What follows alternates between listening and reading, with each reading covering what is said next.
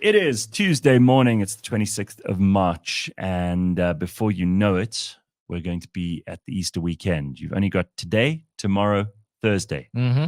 Then you've got Friday, Saturday, Sunday, And Monday. Yep. Very nice. Very nice. Takes you into April.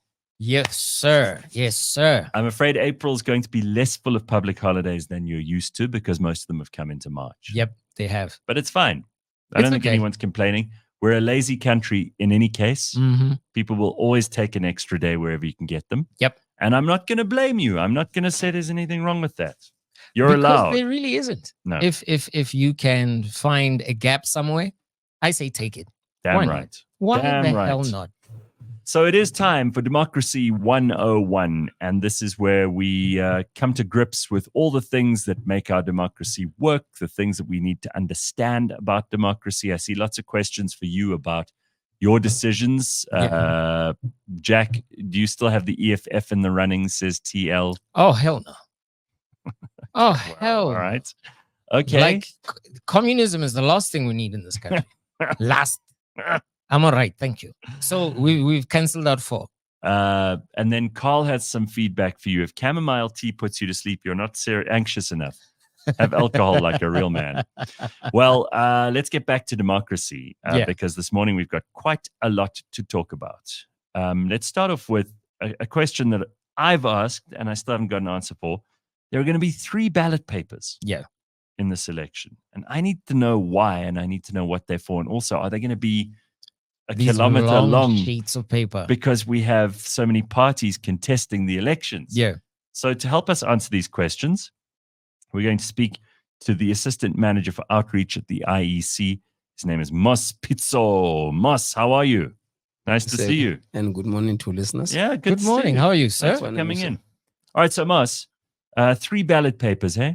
Yes. What is this? Because you guys just you don't think there's enough work with just the 2 that we usually have. Now we're gonna have 3. What are there 3 for? Once more, good morning to listeners. The 3 ballot papers essentially is to make provision for the participation of independent candidates at the national level. So it's their fault. Not necessarily. It's because the laws have been amended to be in line with the Constitution to give the rights that are enshrined in Section 19 of the Constitution. All right. So what are when we actually go in to vote, how will we know which ballot paper's which? I mean, what's going on there? Well, like you said, the 3 ballot papers. One will be blue, which will be for the national assembly, which will be contested only by political parties. It's called the compensatory ballot paper. It will be blue. Mm-hmm. And then the next one will be pink, which will be contested also for national, but for regional seats in the National Assembly. Remember, the National Assembly has got 400 seats. Mm-hmm. 200 seats are those that are contested only by political parties, and the other 200 seats are contested by both political parties and independent candidates. So those would be the regional to national seats. Mm-hmm. Those are the ones that Jack said he hasn't decided where his vote's going to go yet. Yeah, I haven't decided on that one yet. Yes. Okay, and then the third one is the independent candidates. The third one is the independent candidates. All right. But it's not for independent candidates. The third one is the provincial ballot paper contested by both independent candidates and political parties. Okay. All right. But the one is just for political parties. At national level. Yes. Okay.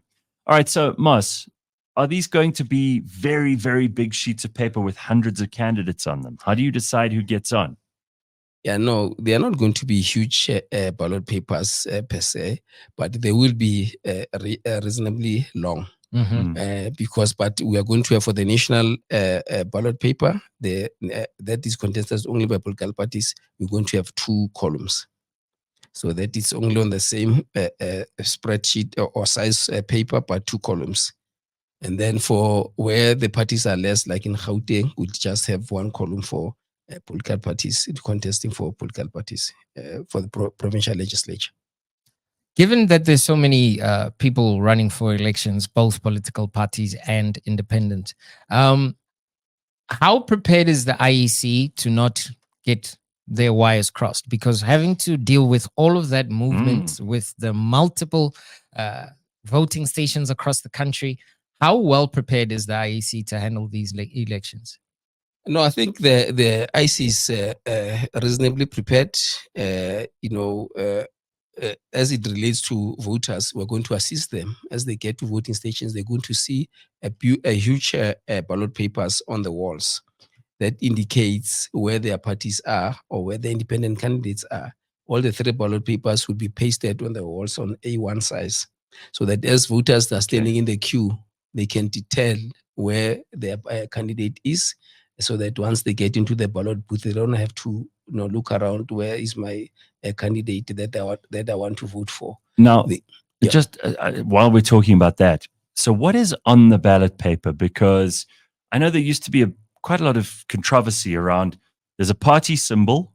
Yes, there is. Then there's the name of the party. It would be there. And the face of the leader. Of the party. Right. Yes. So all 3 of those go on they'll there. They'll still be there. Okay. You'll have the name of the party. Because I remember I think it was the IFP who complained because they didn't have, a couple of elections ago, they didn't have Mangosuthu Buthelez's face on it. Yeah, that was at the beginning of elections. Yeah, 94. The issue around them. So you get to see who the leader is, you get the symbol of the party, and you get their name. Yeah, and the acronym for the party. Oh wow! So there's 4 categories that you have to put for everyone. Yeah, and then you'll have the box where you're going to then have to make your mark. That actually answers the question I was about to ask, because literacy rates in this country are abysmal. So I imagine there's a couple of people that might want to vote, but they can't really read. But at least if the picture is there, then it kind of assists those people that aren't literate.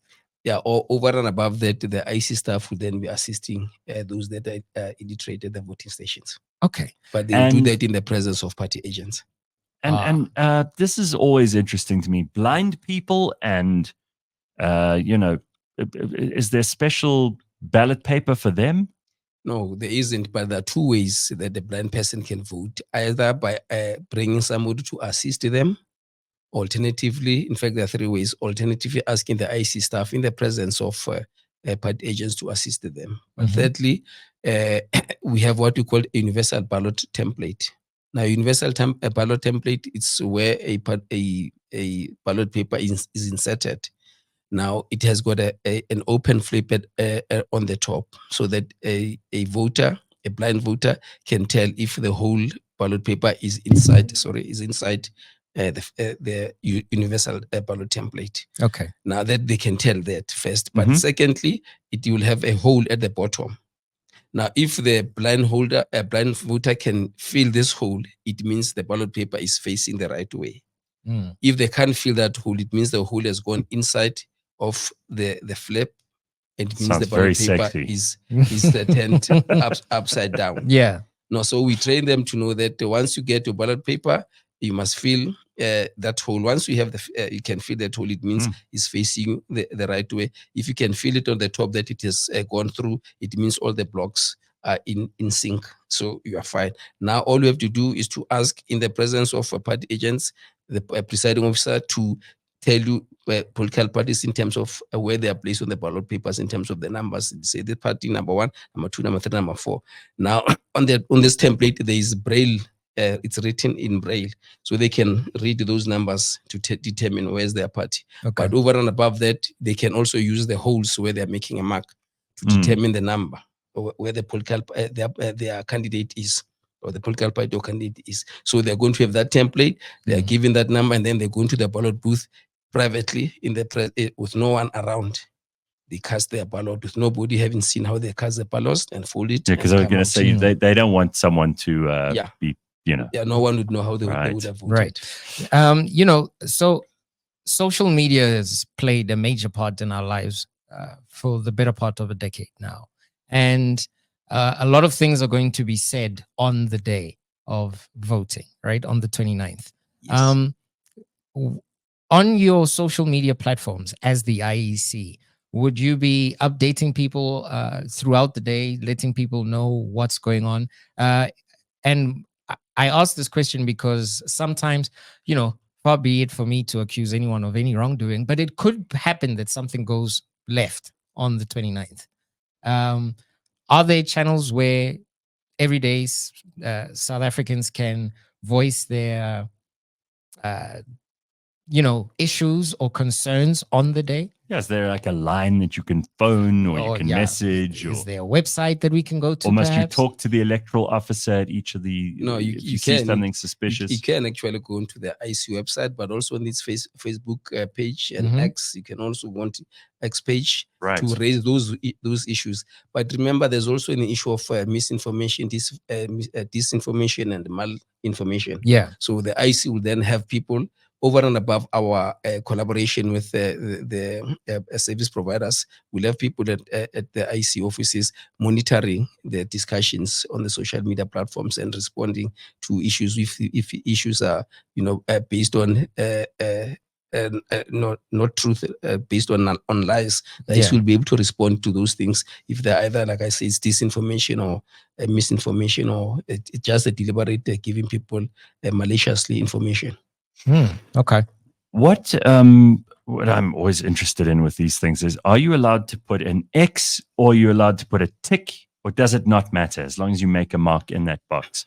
Because I've heard like nonsense stories about how if you go outside of the lines of the box, they throw away as a spoiled ballot. Yeah.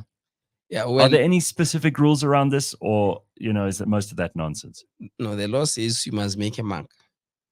As the IEC, we prefer an X, because an X is allows us to determine how a voter has voted, because we can look at where the lines cross.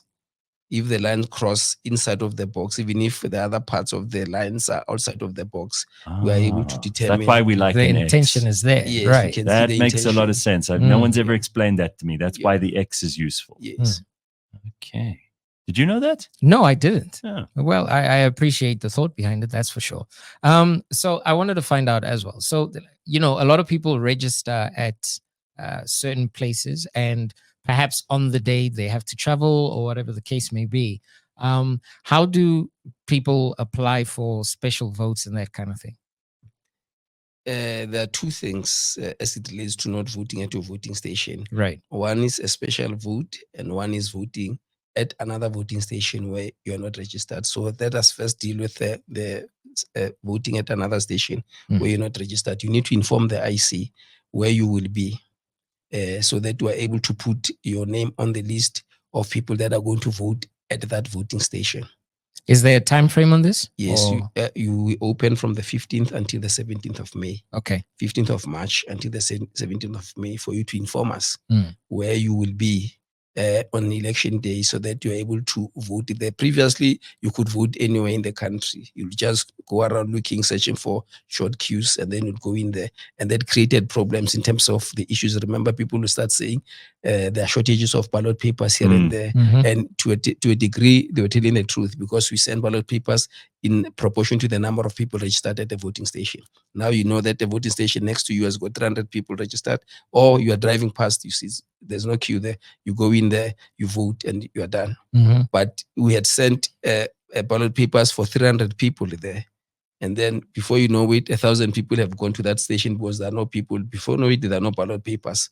Now we've got to run around looking for ballot papers to replenish those ballot God's papers. sake, go to the right station. Yeah, Yeah. so you must go where you are registered. Okay. Hence, we have said this time, if you can't vote where you are registered, you must inform us, so that we send your ballot papers to wherever it is you want to vote. So on election day, your name will not be on the voters' roll for that voting station, Right. but it will be on a list of people that have applied to vote at that voting station. Right. So that party agents would know when you come into the station, there's a list we call the Section 24A list. There's a list of people who have applied to vote at the station, and they are not necessarily registered at the station. Those people will be on the voters' roll for that station.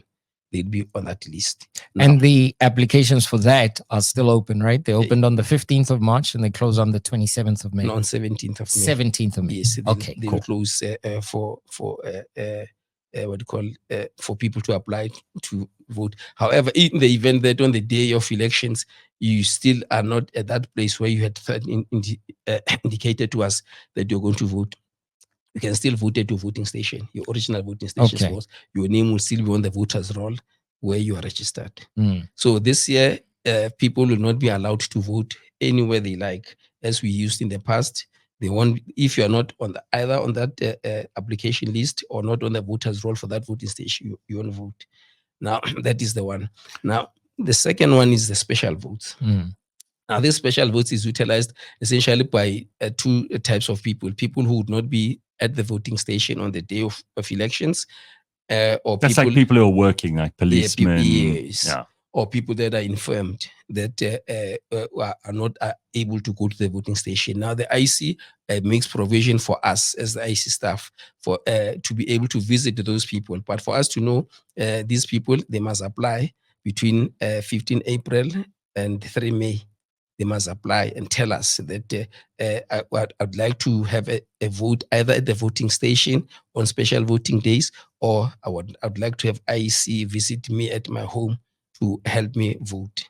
So those are the two ways that people can vote. And should you speak to the party agents or should you speak to the IEC?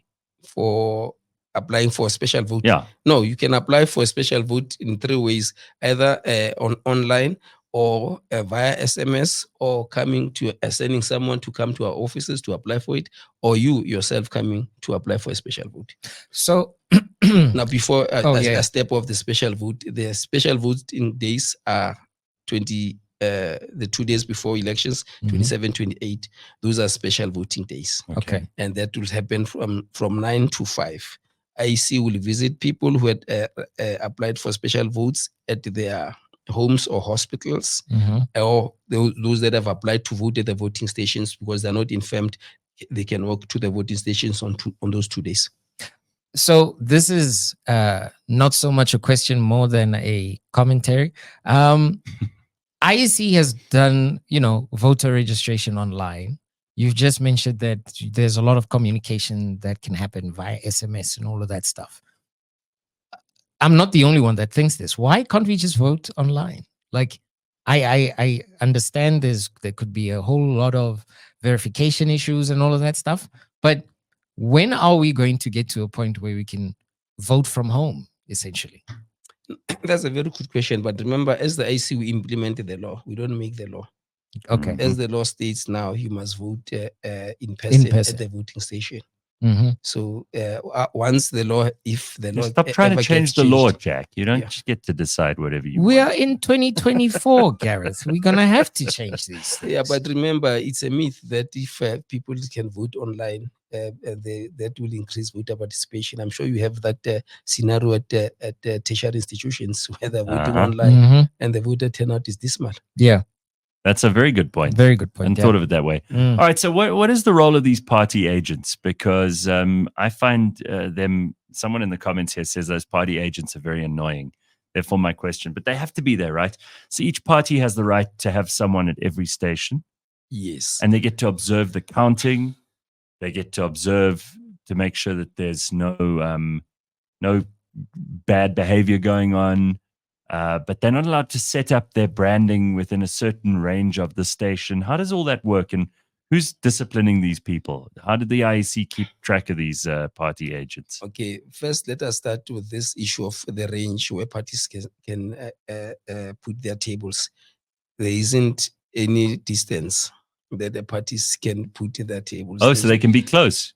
Yeah, they can be out. All they have to do is to be outside of the boundaries of the voting station. But they can be right there if they want to. They can be at the gate. Okay. Yeah. So this issue about 500 meters and what there's nothing like that. So they must be outside of the boundaries of the voting stations.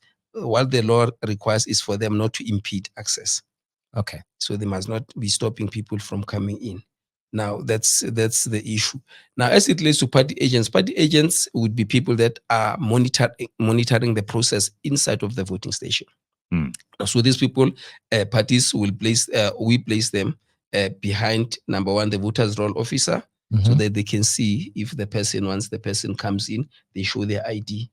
And then if indeed the person on the ID is the same person as the person that is scratched off the voters roll. parties must observe that.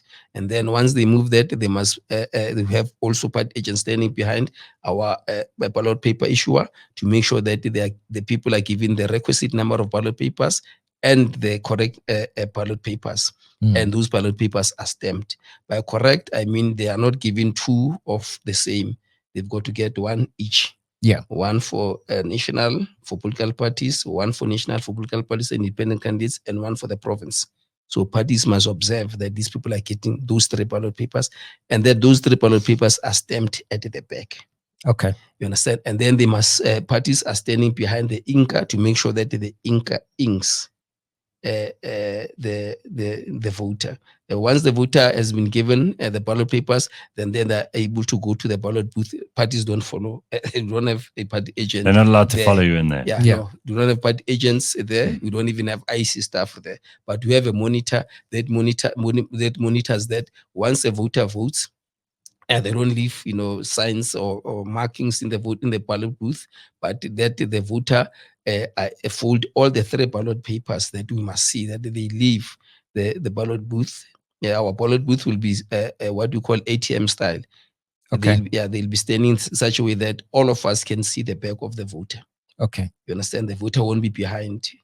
All of us can see the back of they must come out with the 3 ballot papers and go to the 3 ballot boxes. A lot of people watching you when you vote. Yeah. Yep. And put their ballot papers, and then there'll be a ballot box, a monitor that monitors that. In fact, the person puts all the ballot papers. They don't leave the voting station with the ballot papers. So over and above the monitors, which are party agents, we have observers. Now, party agents, because they're monitoring, they can object. Because they're monitoring to see if we are doing our work according to the law. They can object if they think things are not going right.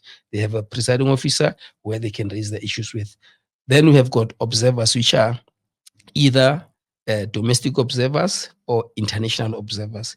These are the people that also are in the voting station to observe that indeed we are doing our work in terms of the law.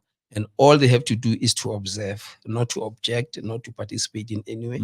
Observe and write their reports and submit their reports, not to us first, but to everybody to say, we have observed this election. This is our take on the outcome of the election before they give the IEC that report. And it's interesting because the DA got into the news not so long ago for requesting people from the US to come down to observe our elections.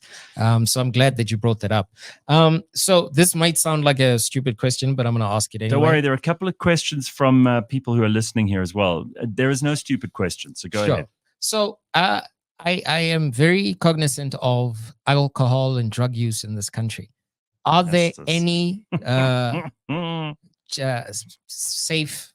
safeguards to someone perhaps walking into the voting station inebriated or, high on some sort of... Yeah, what do we do? What do we do with those kind of people? Do we just let them go on with their vote? Or is there some sort of mechanism that is employed that says that you have to show up at least sober to vote?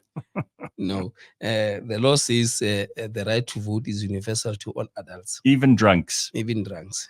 The only issue is if you are causing commotion at the voting station, then we'll ask the security officers to remove you. Okay. Commotion. Yeah. So Joe, there you have it, guys. Don't show up drunk.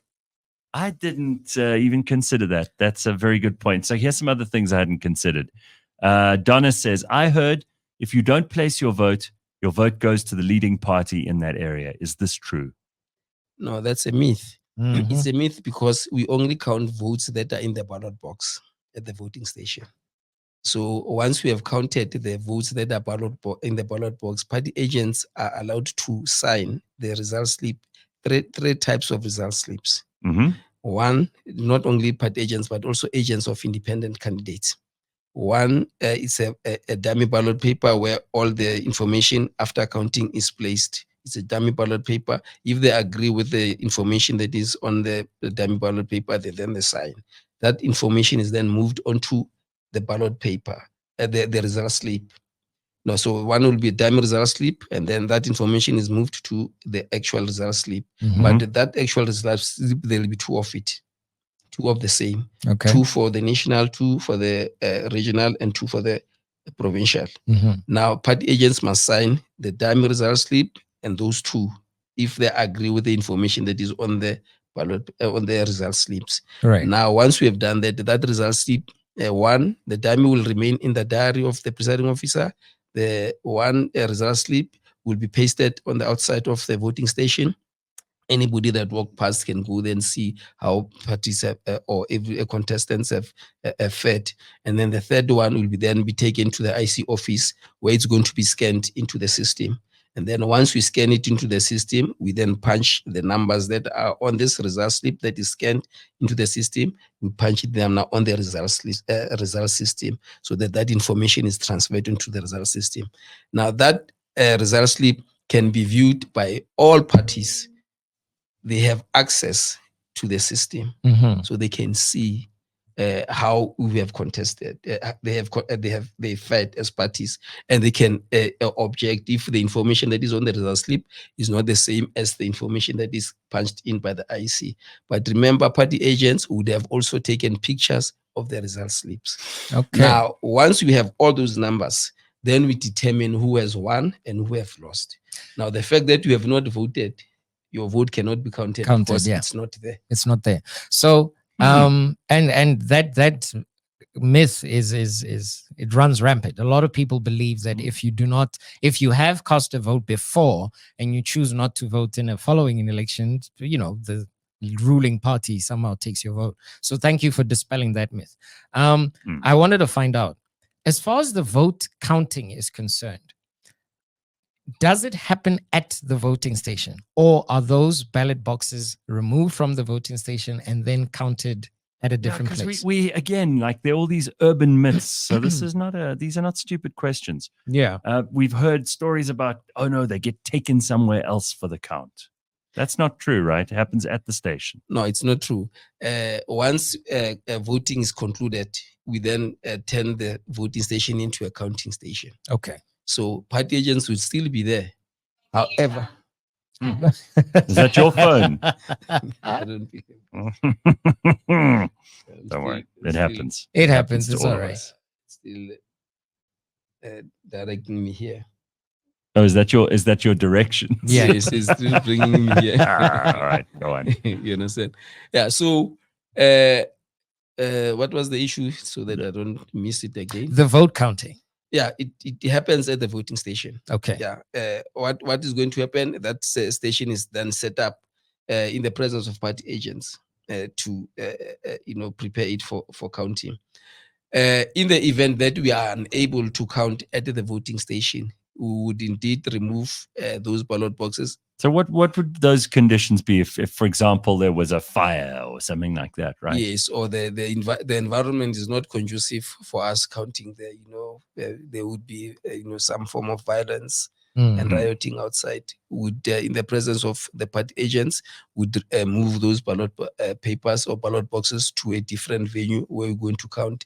And in that instance, we allow party agents or parties to give us 4 agents now to come and observe this process at the voting station. If we have not changed, the voting station becomes a counting station. We give them 2.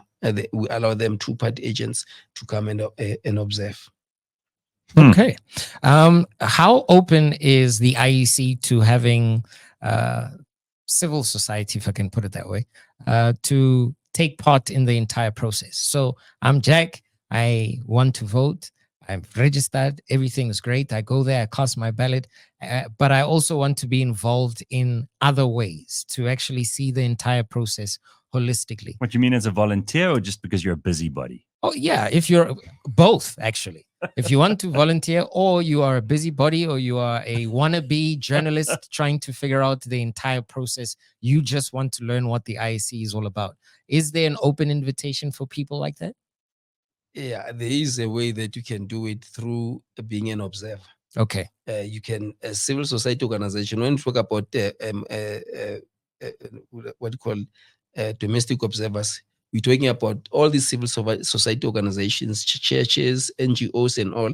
They apply to be observers. And then the IEC accredits them as observers, and then they speak to a person like you to represent them as an observer, to go and observe on their behalf and come back with a report. But for political parties, remember, political parties already have their they use agents, which would ordinarily be people that support that party that want to come and observe this process. But surely by now you would have already have made yourself available. I mean, you wouldn't do this at the last minute. No. Would you? You wouldn't go and do it on voting day. Hey, I'm here to help. That's suspicious. Very suspicious. No, in fact, they're trying to get you to change your direction here. Yes, they are. In fact, we've been going around training party agents. How does that work? We train as the IEC. Because here's a question from Durban Dope. He says, this is the kind of thing that people pick up, right? He says that last time he went to vote, the ANC people were sleeping under a tree. So I don't think it's just the ANC. There's sometimes other parties too. But in this case, he says it was the ANC people who were sleeping under the tree.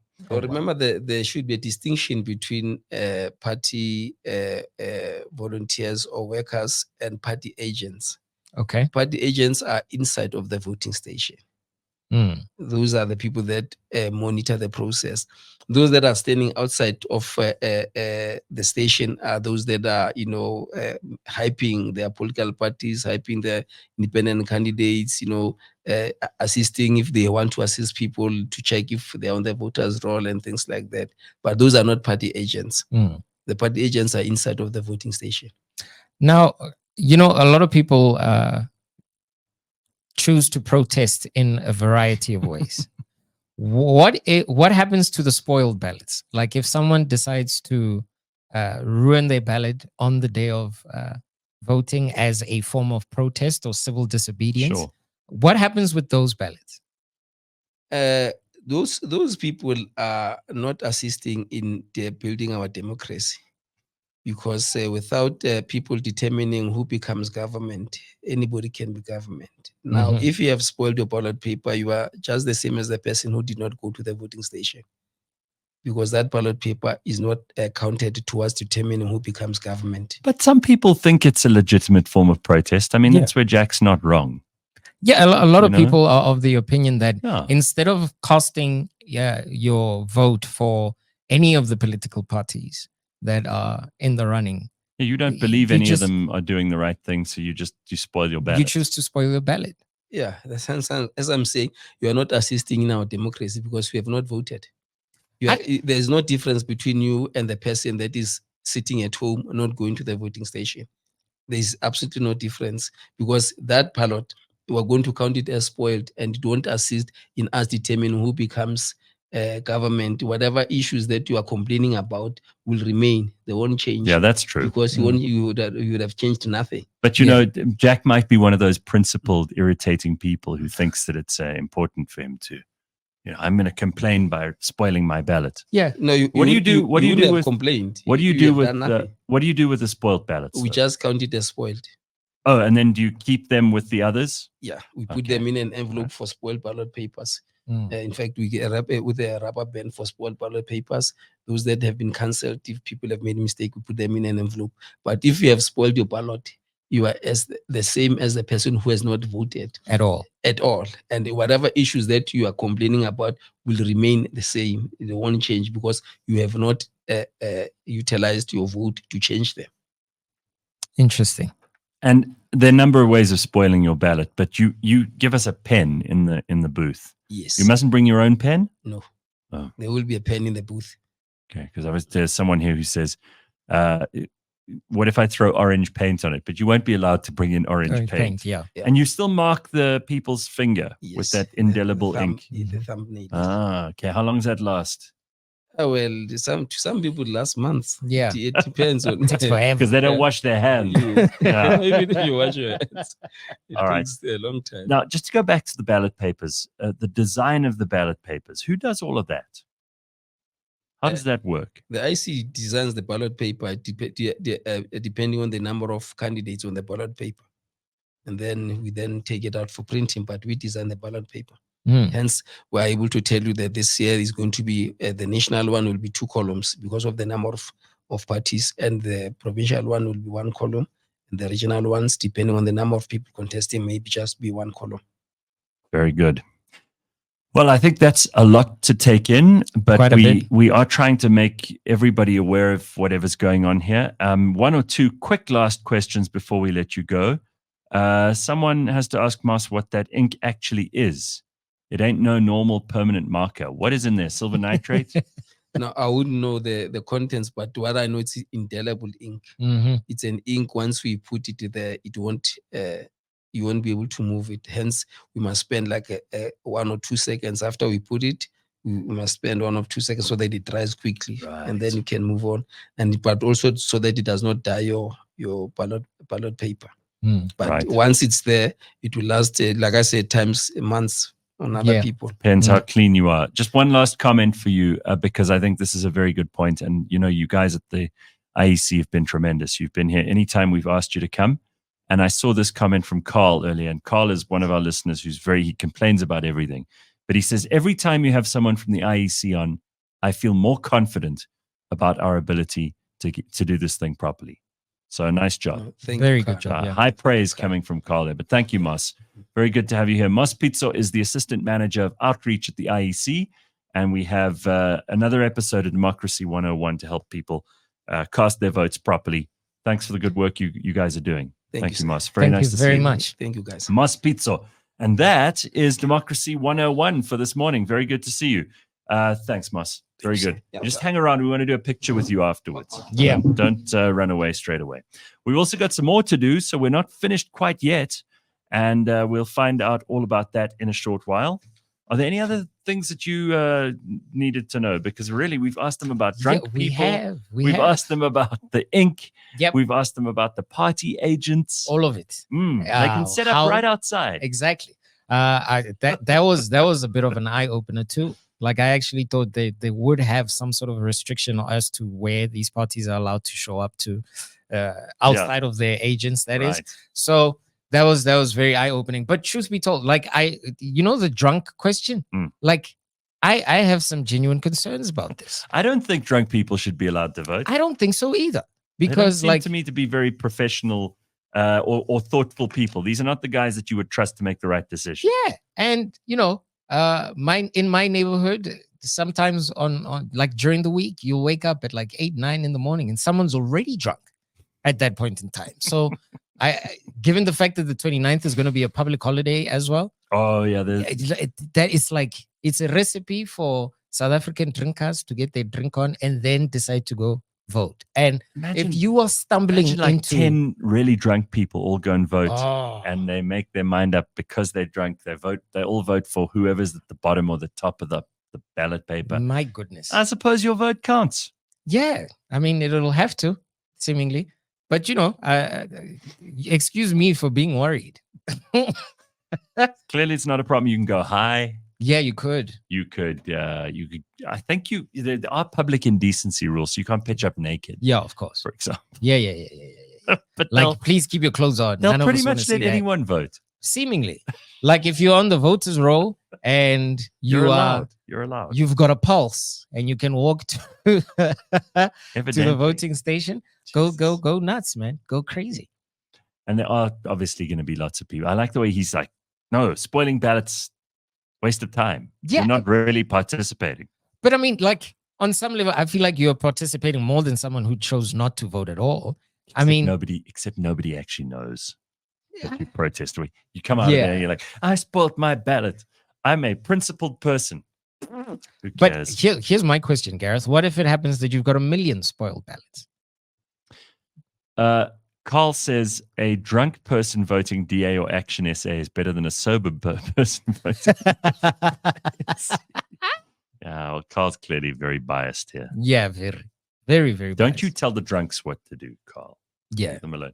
What were you saying now? You said the spoiled ballots. What if we have 1 million of them? Yeah. What happens then? Well, then that clearly shows that there are 1 million really pissed off people in this country.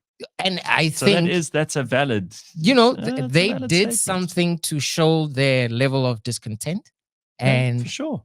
they used it by, spoiling their ballots. I think if the number is high enough, it's something we should all look at and have a genuine conversation about. It could be that there are people who actually want to take part in the electoral process, but they're just not happy with the options that they have. They think the political parties are all rubbish. There you go. And for me personally, I feel like we've got way too many of them to start with. And science will tell you the more options you have, the more difficult it is for you to make one choice. So there is something else. Dan Moyane said the other day when he was on with us, that he has a framed ballot paper from 94. Yeah. So I wonder, I don't think you're allowed to take any of these out during the voting. I don't think so. So not on election day, but there might be some left over afterwards. I wonder if you could buy those. I wonder. Or just get them for free. Because they're going to be a bunch that'll... Remember the last time those guys were here, they told us how many they print. They print like 90 million. Yeah, it's insane. It's ballot papers. Yeah. So it's a huge amount of paper. So just in terms of logistics, paper, ink, printers all over the country who are busy doing this stuff. And then, of course, they've got to be legit because you can't have them printing extra ones. Of course. It's like this is a major process. It is. Honestly, I agree with Carl and what he said earlier. I feel much more safe and secure about our democracy knowing that the IEC are in charge. Definitely. I was very worried about them. Someone came to see me last year and they're like, oh, no, but they're going to rig the election, whoever they are. And the IEC are in on it. I got to tell you, after meeting these guys and after hearing about the process, they answer every single question. They've got people at every stage who are going to make it impossible for anyone who really wants to bring about voter fraud. Yeah. It's going to be a very difficult thing to do. Let's not say impossible, but there's a huge probability that it is highly unlikely to be able to succeed. Yep. And the fact that they've brought in different people from different levels within the IEC, all of them keep saying the exact same thing. Yeah. There isn't a There's deviation. consistency. There's consistency. So I have full trust in them. There might be some terrible, terrible place somewhere in a far-flung corner of South Africa where no election observers are, where none of the party agents come, where the IEC guy has been bribed. Or some nonsense like that. Yeah. There's a small potential for that to have occurred in some terrible part of South Africa. Yeah.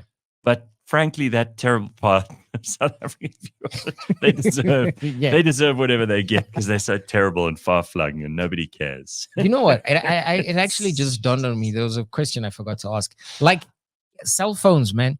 In the previous election, I saw a couple of people posting pictures. The pictures of the ballot itself. Technically, you're not meant to do that. See, I wanted to find out what kind of legal recourse there is for that. All right. Well, I'm going to let you. That one in the chamber. Keep that one in the chamber. Jack Montante, thank you very much. That's Democracy 101 for this morning.